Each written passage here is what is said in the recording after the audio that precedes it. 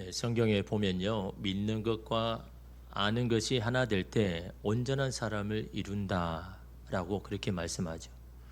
또한 믿음과 삶이 결부될 때, 하나 될 때, 일치될 때에 경건의 능력이 나온다라고 말씀합니다. 어떻게 보면 신앙의 본질 핵심은 믿는 것과 아는 것이 하나 되는 것, 믿음과 삶이 결부되는 것이 우리가 지향해야 되고 우리가 바라보아야 할 신앙의 모습이 아닌가라고 생각이 됩니다. 그런데 이 둘이 함께 가야 되는데 따로 떨어질 때가 많다라는 거죠. 믿는 것 따로, 아는 것 따로 살 때가 많습니다. 믿음과 삶이 아예 별개처럼 살아갈 때가 참으로 많죠. 그럴 때 여러분, 우리의 믿음의 능력, 신앙의 힘은요, 약해지는 겁니다. 근데 이 둘을 하나가 되게 하는 것이 있습니다. 마치 접착제를 붙여놓은 것처럼 항상 따라갈게 만드는 것이 여러분 있습니다. 그게 뭘까요? 믿음과 삶이 하나 되면 얼마나 좋습니까? 그 하나 되면요, 힘있게 능력있게 삶을 사는 겁니다. 주의 일을 해도 기쁘고 즐겁게 하는 겁니다.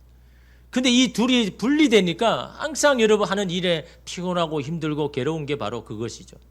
이 둘을 하나 되게 하는 게 뭘까요? 그것은 바로 체험이라는 단어입니다. 체험.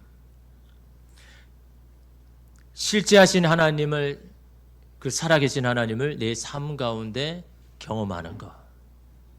참 중요합니다.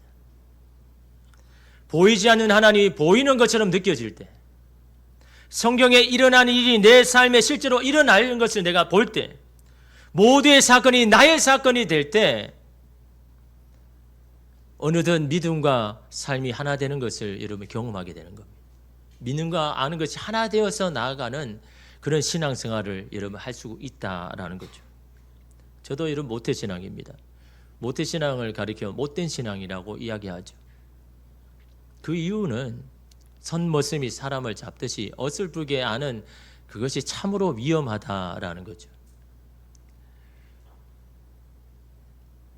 예수 그리스도를 인격적으로 만나지 못하고 변화되지 아니하면요, 항상 하나님의 근심거리입니다.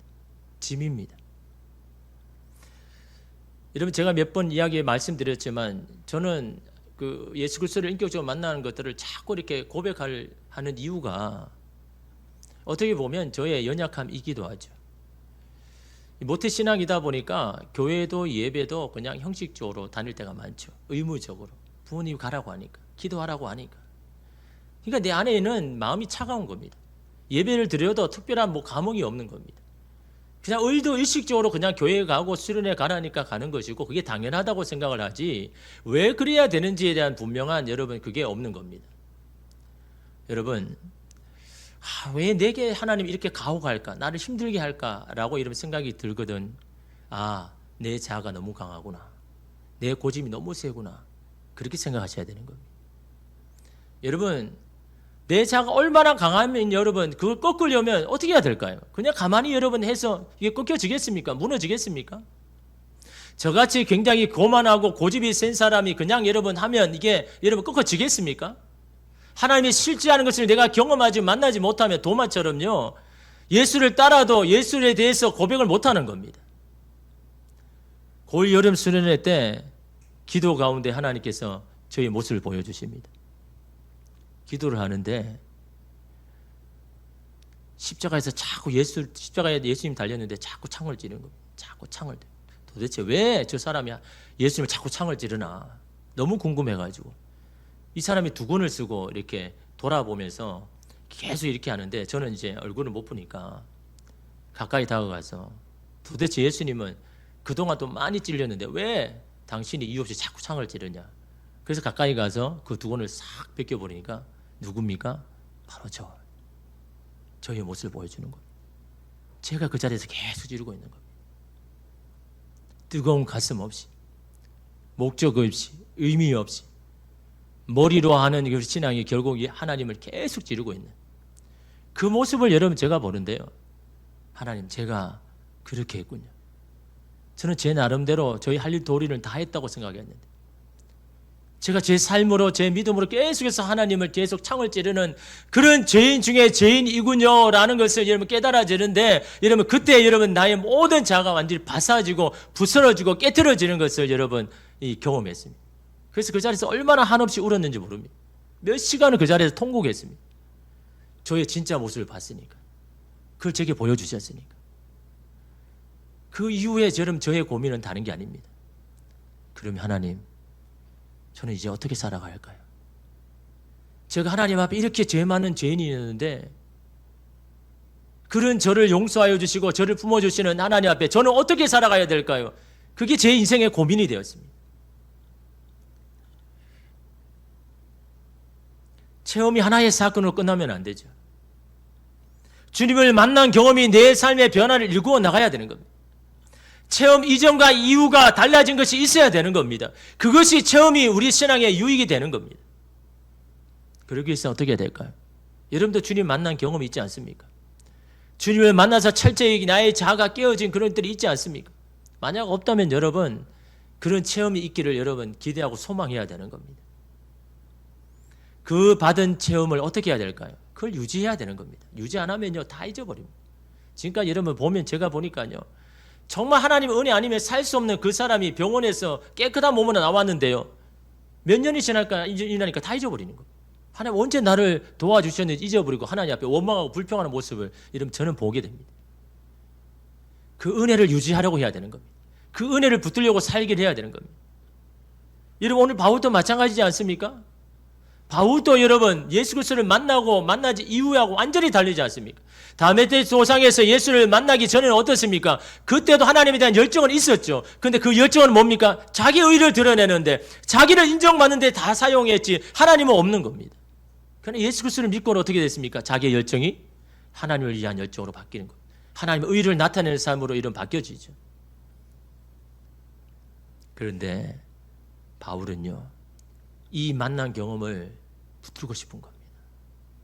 그 은혜가 사라지지 아니하도록 몸부림칩니다. 여러분 오늘 말씀은요, 그 은혜를 유지할 수 있는 자기 나름대로의 방법을 우리에게 이야기합니다. 15절 말씀에 미쁘다 모든 사람이 받을 만한 이 말이요, 그리스도 예수께서 죄인을 구원하시려고 세상에 임하셨다 하였도다. 죄인 중에 내가 개순이라. 이 미쁘다라는 말은요, 참되다, 진실하다, 믿을만하다. 모든 사람이 받을 만한 말이라는 게 뭡니까? 누구나 완전히 받아들일 만큼 신실한 말이다 라고 말씀하는 겁니다. 누구도 예외가 없다라는 겁니다. 누구에게 다 해당되는 말씀이다라는 겁니다. 그 말씀이 뭡니까? 그리스도 예수께서 죄인을 구원하시려고 세상에 임하셨도다.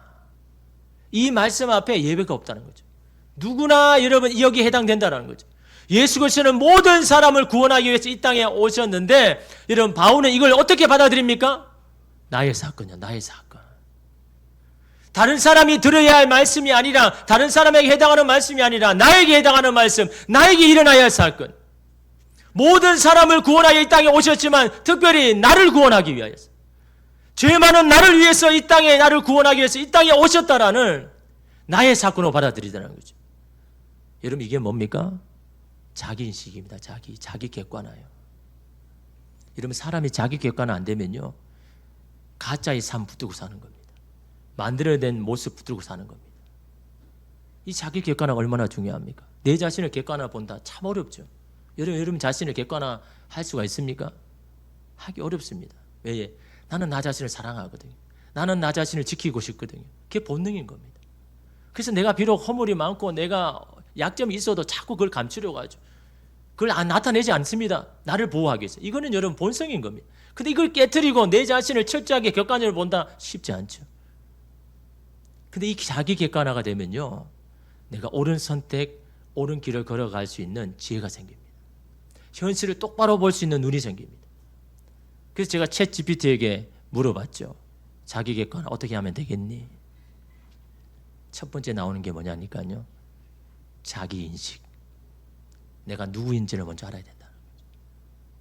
내가 내 만들어낸 나 말고 정말 내가 누구인가.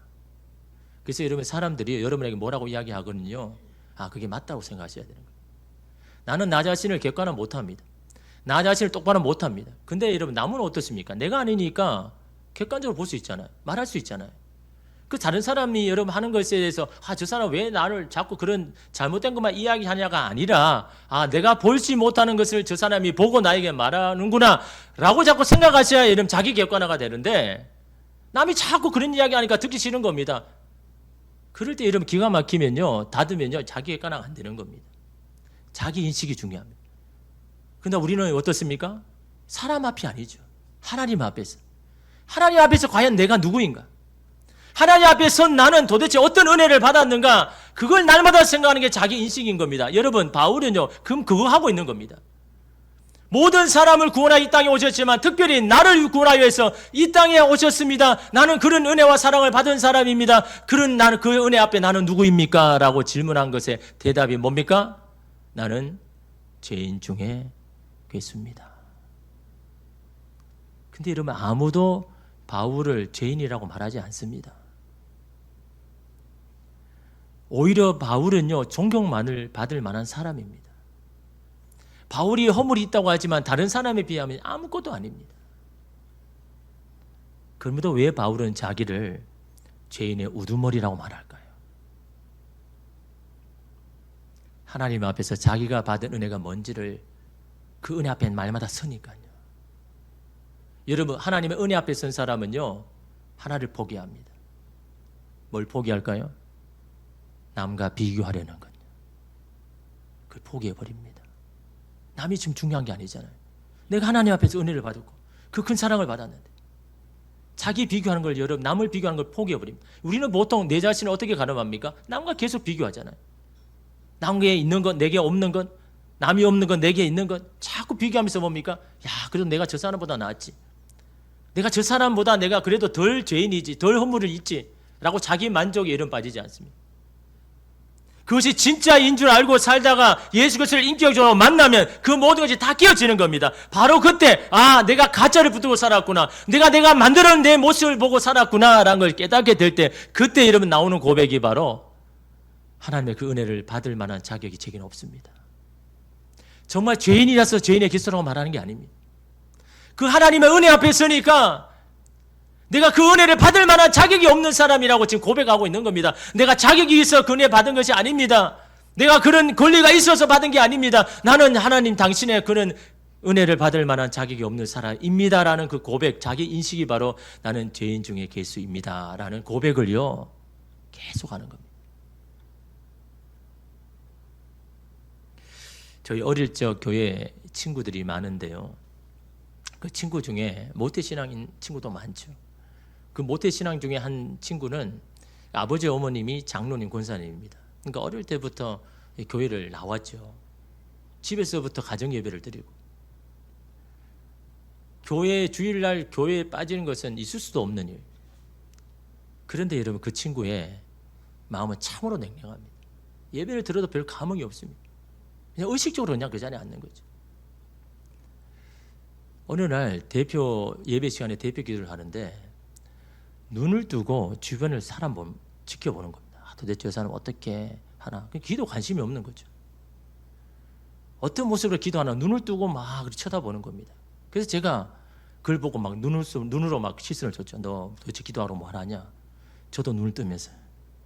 저도 눈을 뜨니까 그 친구를 보지 않습니까? 저도 눈 뜨면서 한 번씩 가끔 그 예수 그리스도를 만나기 전에는 너무 계속 예배를 보다 보니까 예배가 별 감흥이 없으니까 그냥 사람 어떻게 하나 나도 듣는데 그 사람도, 그 친구도 막 눈 뜨고 막 사람 살펴보는 거예요. 그래서 제가 너 뭐하냐, 눈을 막 주면서 막 기도해야지 막 손가락이 안 했지만 눈으로 막 그렇게 말했죠. 나도 그러면서요.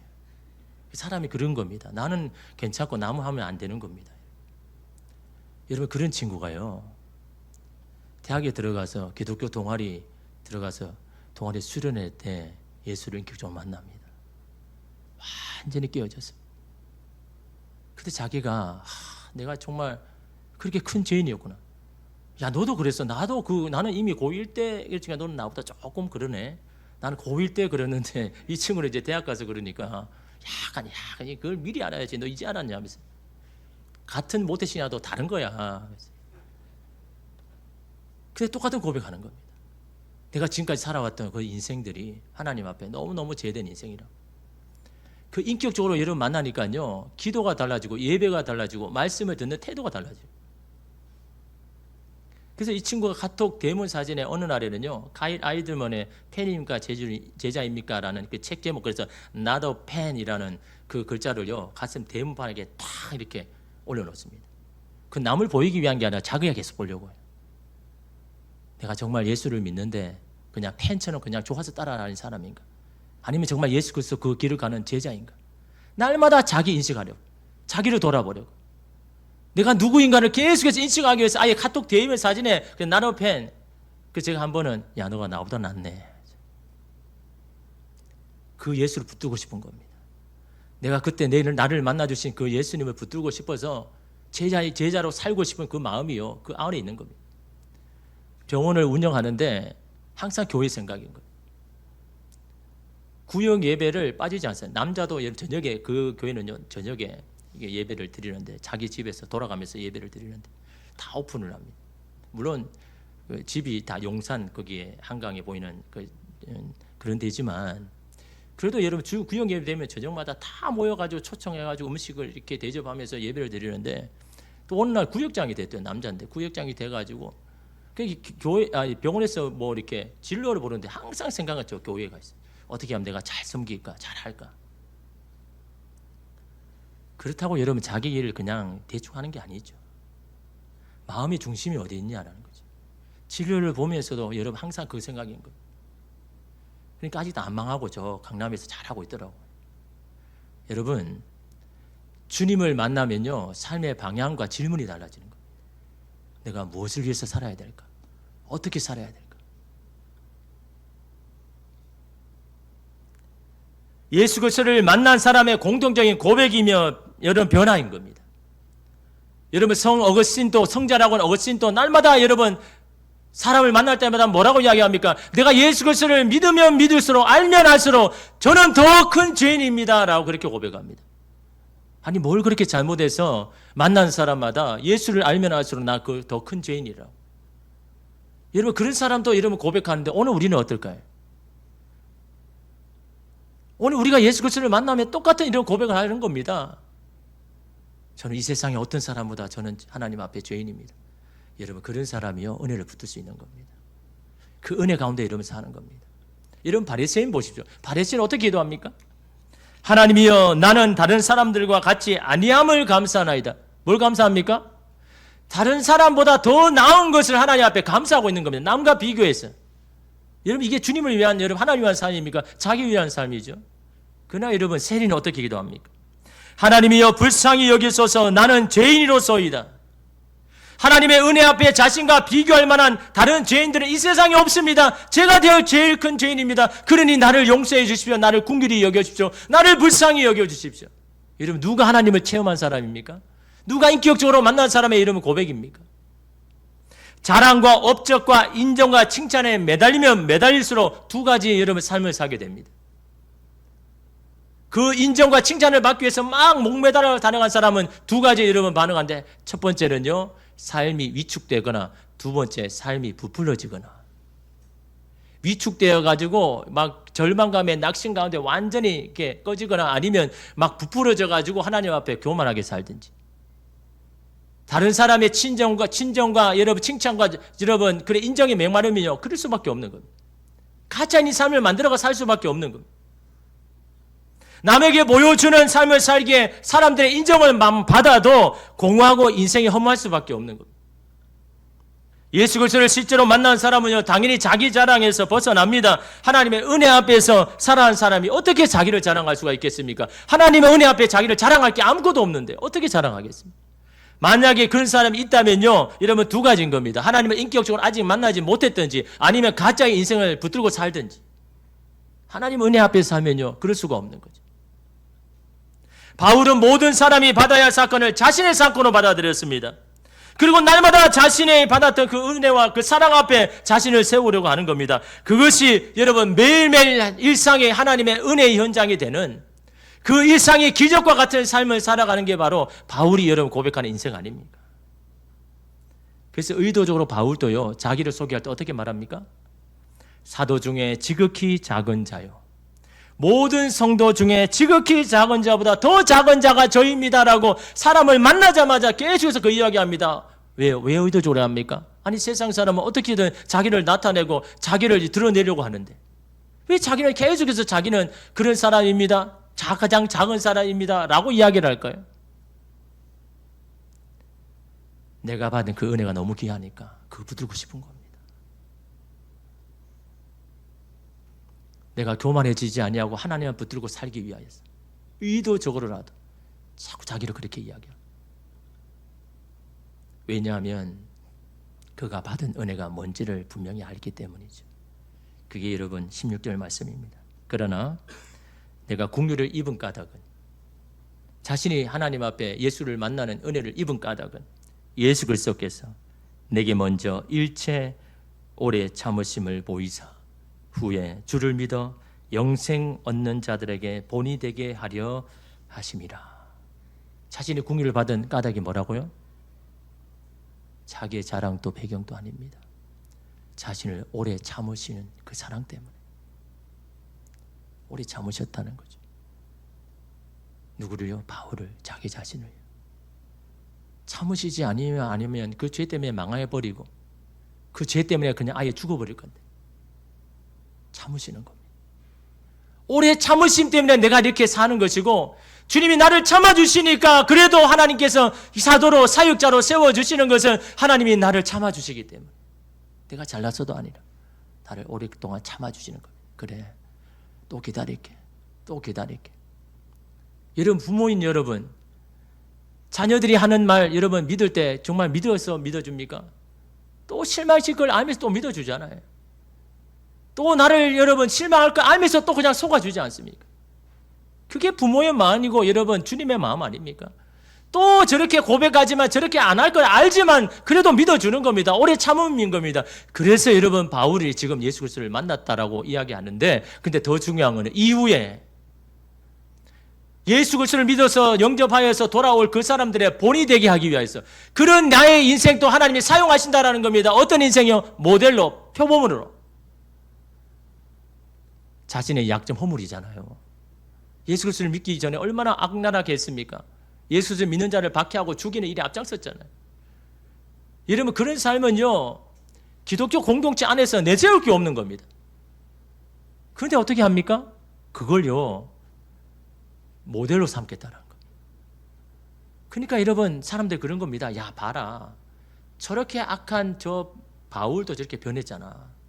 하나님께서 긍휼을 베푸시면 저래 되는 거야. 그래, 너희들도 당연히 충분히 할 수 있지. 저 악한 바울도 저런데 너희라고 그렇지 않겠느냐라고 모델로, 본으로 봐주시는 겁니다. 그러나 여러분, 이건 어떻습니까? 바울에게는 약점이죠. 항상 꼬리처럼 따라다니는 거예요.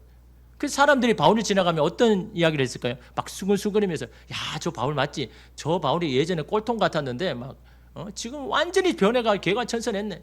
사람 수근들리지 않을까요? 여러분, 사람 누구나요 지금 좋은 모습만 보기를 원하지 과거의 모습 들춰내는 걸 좋아합니까? 그러나 여러분, 그런 나의 연약함도 하나님이 사용하시니까 그게 은혜인 겁니다. 그러니까 자꾸 고백하는 겁니다. 옛날에 내가 어떻게 살았는데 이제는 내가 그렇게 살지 않는다고 자꾸 자기 허물이지만 고백합니다. 고린도전서 12장 9절 말씀에 나에게 이르시기를 내 은혜가 내게 족하도다. 이는 내 능력이 약한 데서 온전하심이라 하신지라. 그러므로 도리어 크게 기뻐함으로 나의 여러 약한 것들에 대하여 자랑하리니 이는 그리스도의 능력이 내게 머물게 하려 함이라. 그리스도의 능력이 누구에게 임한다고요? 연약함을 자랑할 때, 나의 연약함을 인정할 때, 내가 약할 때 그리스도의 능력이 임하는 겁니다. 자기 잘났다고 막 사는 사람에게 그리스도의 능력이 임하겠습니까? 내가 약해질 때, 내가 아무것도 아니라고 느껴질 때, 그때 그리스도의 능력이 내게 크게 임하기 때문에 나의 약함을 자꾸 자랑하는 겁니다. 어떤 사람은 그러죠. 뭐 그게 잘난 거 있다고 자꾸 자랑하느냐. 이러면 그게 안 중요한 겁니다. 지금 바울은요. 내가 예수 그리스도에 붙들려서 지금 사는 게 이게 더 중요하기 때문에 그게 안 들어오는 겁니다. 여러분, 설계된 약점, 의도된 희생 구조라는 개념이 있습니다. 좀 특이한 개념이죠. 설계된 약점, 의도적으로 약점을 만들어 놓은 겁니다. 의도된 희생 구조, 희생하도록 그렇게 구조를 만드는 겁니다. 예를 들어서 선박이 충돌할 때 충격을 흡수해서 핵심 구조물이나 장비를 보호하도록 일정 부분을 일부러 취약하게 만드는 거. 그래서 여러분 컨테이너를 선적할 때 이렇게 사용하죠. 일정 수준의 힘이 가해지면 배에 고정된 것이 일부러 풀려져서 컨테이너가 바다에 빠지도록 하는 게 계획이 의도하러. 이해 안 되잖아요. 아니 그 컨테이너 얼마나 그 돈인데 그거 빠지면 얼마나 아깝습니까? 어떻게든 막 더 붙들어 매야 되는 거 아닙니까? 그런데 의도적으로 그냥 고정된 걸 그 약하게 만드는 겁니다. 어느 정도 충격이 가하면 그게 풀어져 가지고 그 컨테이너들이 빠지도록. 이유가 뭡니까? 배를 살리기 위해서요. 배가 전복 안 되기 위해서. 그래서 선주들은 이럴 때를 대비해서 어떻게 합니까? 정말 중요한 건 배 중간에 놔두죠. 가쪽에는 그냥 떨어져도 배 중간에 있게. 사람에게도 따로 설계된 약점이 필요합니다. 완벽해야 된다는 생각, 단 한 번의 실수도 용납할 수 없다는 생각으로 살다가 인생 자체가 전복되기 쉬우니까. 자신이 약하고 부족한 존재라는 것을 여러분 우리가 알 때 내 인생의 배가 흔들리지 않는 겁니다. 전복 안 되는 겁니다. 근데 자기 힘 믿고 자기 능력 믿고 살다가는요 결국이요 인생이 전복될 수 있기 때문에 우리에게 다 연약함 주는 겁니다. 각자 다 다르겠죠. 하나님의 설계된 연약함입니다. 왜요? 그 약점으로 은혜 붙들고 살라고요. 너의 너 된 것을 나 된 것을 오로지 주의 은혜라는 고백으로 살라고. 그래서 우리에게 약점을 주는 겁니다. 허물을 주는 겁니다. 하나님 왜 나를 잘 만드시지? 왜 나에게 이런 연약한 허점을 주십니까? 라가 아니라 그 약점 때문에 그 허점 때문에 주님을 붙들고 살 수 있는 것 그것이 여러분 얼마나 큰 은혜입니까? 아니 여러분 많은 것들 잘하면 뭐합니까 여러분? 주님을 붙들지 못하면요 아무 소용이 없는 겁니다. 여러분의 연약함이 있습니까? 부족함이 있습니까? 그것이 은혜를 붙들 수 있는 것이 된다면요 그것이 하나님 내게 주신 축복인 겁니다. 바울이 여러분 지금 그걸 고백하고 있지 않습니까? 그런 바울이 어떻게 합니까? 날마다 하나님이 하신 일들을 찬양하죠. 그래서 여러분 찬양은요 원래적 의미는 칭찬하다입니다. 칭찬. 뭘 칭찬합니까? 하나님을 칭찬하는데 하나님 우리가 어떻게 칭찬합니까? 말하지만요 하나님이 하신 일들 하나님 내게 어떤 것을 베풀었는지를 자꾸 인정하고 인식하고 칭찬하는 게 이 찬양입니다. 그러니까 여러분 찬양 중에 거하시는 주님이란 말씀 있잖아요. 우리의 고백 가운데 하나님이 임하시는 겁니다. 내가 하나님에서 이렇게 고백할 때 그 주님은 그 자리에 임하시는 겁니다. 야, 네가 나를 이렇게 고백하는구나. 나를 인식하구나. 우리가 찬양할 때 여러분 그래서 찬양을 여러분 그냥 넘으시면 안 되는 거예요. 제가 교회 일찍 예배 오라는 이유가 다른 게 아닌 겁니다. 기도로 준비하면서 찬양 가운데 임하시는 하나님의 은혜를 받아야 되는데 이미 마음이 냉랭해지고 딱딱해지는데 여러분 하나님 이곳에 임하도 여러분 느낄 수도 없는데 그 예배가 여러분에게 무슨 의미가 있습니까? 여러분의 마음을 잘 활짝 열고 하나님 앞에 받을 준비를 할 때 그 예배 가운데 임하시는 주님을 만나고 경험할 때 내 영혼이 바뀌고 내 영혼이 새로워지는 그런 경험을 여러분 매 시간 해야 되니까 여러분 우리가 마음에 여러분 준비를 해야 되는 것 아닙니까? 바울이 뭐라고 고백합니까? 이 많은 고백 중에 홀로 하나이신 하나님께 참 이 놀라운 고백이죠. 홀로 하나이신 하나님께. 여러분 이 세상에 아무리 위기하고 멸종 위기에 처한 거라고도 같은 것 있잖아요. 하나인 거 있습니까? 없죠. 이 세상에 혼자 여러분 존재하는 건 아무것도 없습니다. 옛날에 고대 사람들은 그게 하나 있다 생각한 게 그게 태양이에요. 태양. 야 태양은 저 하나밖에 없네. 그래서 그 태양을 신으로 섬기잖아요. 근데 나중에 알고 보니까 그 태양도 한 많은 별 중에 하나이잖아요. 홀로 하나인 게 아닌 겁니다. 홀로 하나이신 하나님, 하나님 홀로 하나이시다라는 여러분 이 표현은 뭡니까? 세상에 하나님을 대신할 사람은 없습니다. 이 고백인 겁니다. 내게 은혜를 베풀으신 그 하나님을 대체할 수 있는 사람은 이 세상에 아무도 없습니다. 당신뿐입니다라는 고백이 홀로 하나이신 하나님이라는 여러분 이 고백 아닙니까?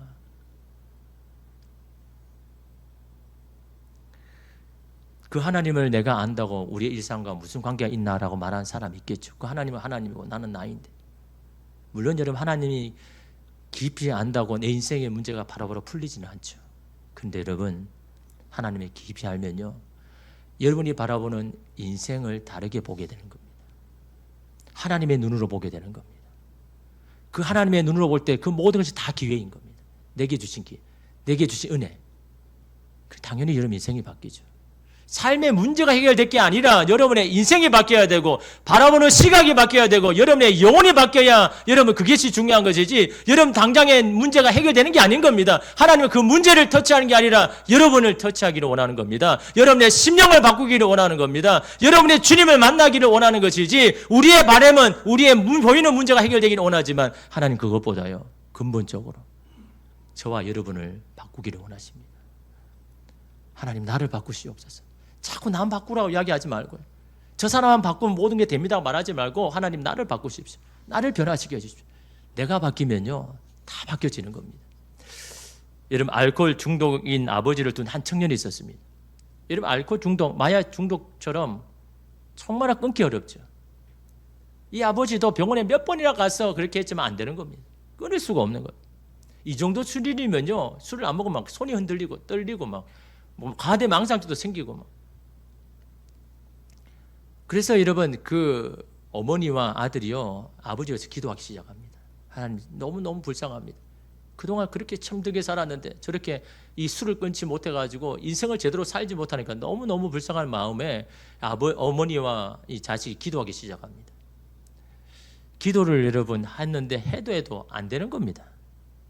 우리 쉽게 생각하면 이거 뭐 기도해도 이건 안 되는구나 라고 생각할 수가 있는데 이 어머니와 아들은요 그럼 우리가 하나님 앞에 감사를 하자. 감사. 하지만 감사할 것도 없잖아요. 기도해도 막 술 먹고 들어오고 뭐 보면 감사가 생기겠습니까? 그럼에도 의도적으로 자꾸 감사하는 겁니다. 아버지가 술을 마셔도 심하게 주정하지 않으니 감사합니다. 아버지가 술을 마셔서 인사불성이 돼도 집에서 와서 자니 감사합니다. 계속해서 감사를 자꾸 하는 겁니다. 감사를. 근데 어느 날요 이 아버지가 자기에게 묻는 겁니다. 야, 이 TV에 보니까 아니 마약 중독자도 뭐 프로그램 하면 이거 뭐 끊어진다 그러는데 알코올 중독도 끊어지지 않겠니? 그 이야기를 갑자기 댓글 많은 겁니다. 무슨 말입니까? 나도 이제 바꾸고 싶은 겁니다. 나도 달라진 인생 살기를 원하고 나도 너희들처럼 좀 감사하며 좀 살기를 원하는 그 마음이 있는 겁니다. 아버지에게 뭐가 담겼습니까? 감사가 담긴 거죠. 감사가. 여러분 변화는 인간의 힘으로 이루어지는 게 아닙니다. 여러분 한번 바꿔보셨잖아요. 여러분 주변에 가정에 자녀에 배우자 바뀌어집니까? 변화는요 인간이 바꿀 수 없는 겁니다. 그력은 바꿀 수가 없는 겁니다. 인간은 어떤 가치도 만들어내지 못합니다. 다만 인간은요 받아들이는 존재입니다. 받아들이는 존재. 그래서 성경은 뭐랍니까? 인간을 그릇이라고 하죠. 그릇. 그릇의 가치는 어디에 있습니까? 그릇 자체에 있는 게 아니라 그릇에 담긴 것에 가치가 있다. 그릇은 변하지 않습니다. 근데 그 그릇에 뭘 담느냐에 따라서 그 그릇의 가치가 달라진다라니까요. 하나님 왜 이런 그릇입니까? 아니라 이 그릇에 뭘 담았느냐가 이러면 중요한 겁니다. 아무리 여러분 알코올 중독으로 망가진 사람이라 해도 그 속에 감사가 계속 담기면 그것이 가득 차면요 자기 스스로 여러분 그 감사를 고백할 수밖에 없는 겁니다. 그릇에 은혜가 담기면 감사와 기쁨의 그릇이 됩니다. 그 그릇에 감사가 담기면 모든 것이 행복하게 보이는 겁니다. 그 그릇에 믿음이 담기면요 하나님께 쓰임받는 도구가 됩니다. 여러분 그릇에는 무엇이 담겼습니까? 여러분 누군가의 그릇에 뭘 자꾸 담아줍니까? 여러분 내 그릇에 있는 것들이 담긴 것들을 돌아봐야죠. 계속 나는 내 그릇에 자꾸 뭘 자꾸 담고 있는지, 어디에 자꾸 시간을 자꾸 투자하는지. 여러분이 말씀을 담고 있다면요 참으로 좋은 선택입니다. 기도를 통해서 하나님 은혜를 자꾸 담고 있다면요 그 어떤 것보다 귀한 겁니다. 그 담긴 것에 따라서 하나님께서 역사하실 것이니까. 받은 은혜가 있습니까? 땅에 솟지 마십시오. 그 은혜를 붙들고 사십시오. 그 은혜는요 날마다 하나님 앞에 자기를 세우는 겁니다. 자기 인식하는 겁니다. 내가 누구인지를 자꾸 이야기하는 겁니다. 그리고 내게 베푸신 하나님을 찬양할 때 오늘 우리 가운데 하나님의 그 크신 은혜가 자꾸 그렇게 담겨서 주님의 물드는 동산과 같은 마르지 않은 은혜가 넘치는 그런 인생이 될 줄 믿습니다. 기도하겠습니다.